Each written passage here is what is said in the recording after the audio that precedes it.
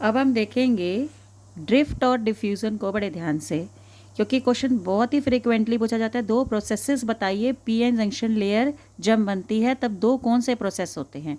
तो एक तो डिफ्यूज़न होता है। अब मैंने यहाँ पर ये बनाया था कि ये नेगेटिव है, ऊपर पॉजिटिव है, नेगेटिव ऊपर पॉजिटिव, नेगेटिव ऊपर पॉजिटिव। तो इस तरह से मोबाइल और इमोबाइल चार्ज कैरियर हमने बनाए थे। फिर उसमें क्या हुआ था, due to difference in concentration यहाँ से इलेक्ट्रॉन्स चलने शुरू हुए थे, यहाँ बैठ गए थे, और यहाँ से पॉजिटिव चलने शुरू हुए थे, वो यहाँ बैठ गए थे। अब ये जो मैंने जितना प्रोसेस बताया ये डिफ्यूज़न के कारण हुआ। इससे जो करंट पैदा हुआ उसको हम क्या कहते हैं, डिफ्यूज़न करंट। ये तो हमें समझ आ गया। अब हम समझते हैं कि ड्रिफ्ट करंट क्या होता है।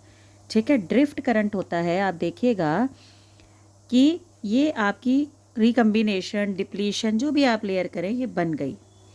तो क्या चीज़ होती है कि डिप्लीशन लेयर में जो ये पॉजिटिव नेगेटिव का रिकम्बिनेशन होता है, लगातार इसके अंदर क्या हो रहा है, डिप्लीशन लेयर में नेगेटिव पॉजिटिव बन भी रहे हैं और टूट भी रहे हैं, बन भी रहे हैं और टूट भी रहे हैं।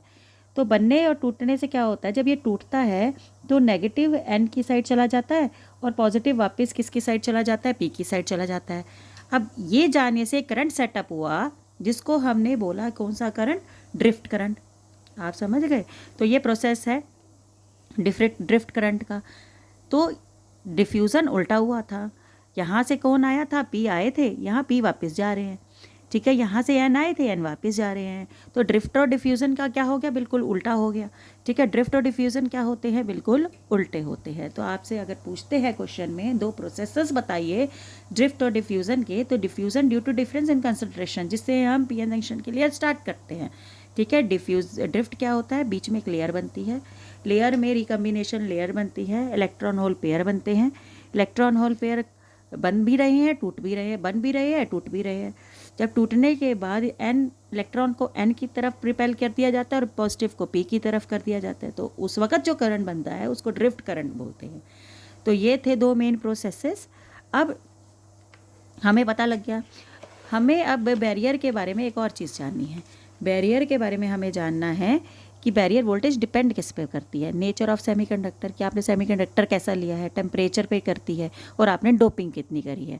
आप ये बहुत ही इंपॉर्टेंट है, याद रखेंगे। सिलिकॉन का बैरियर वोल्टेज 0.7 इलेक्ट्रोवोल्ट होता है, और जर्मेनियम का होता है वोल्ट होता है, और जर्मेनियम का होता है 0.3 वोल्ट होता है।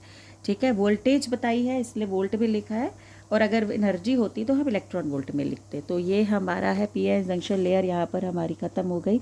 और एक और भी चीज़ जान लेते हैं कि बैरियर पोटेंशियल अगर 0.5 है और डिप्लीशन की विड्थ भी आपको बता दी गई है, तो इलेक्ट्रिक फील्ड आप डेवलप निकाल सकते हैं। V/D, dV/dr वाला फॉर्मूला है, वोल्टेज अपॉन डिस्टेंस। वोल्टेज हो गई आपकी 0.5 और डिस्टेंस हो गया डिप्लीशन लेयर का 0.6।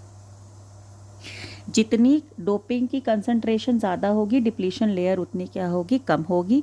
अब ये हमारा सिंबल है ट्रायंगल पी को, और ये जो लाइन है ये एन टाइप सेमीकंडक्टर को रिप्रेजेंट करती है।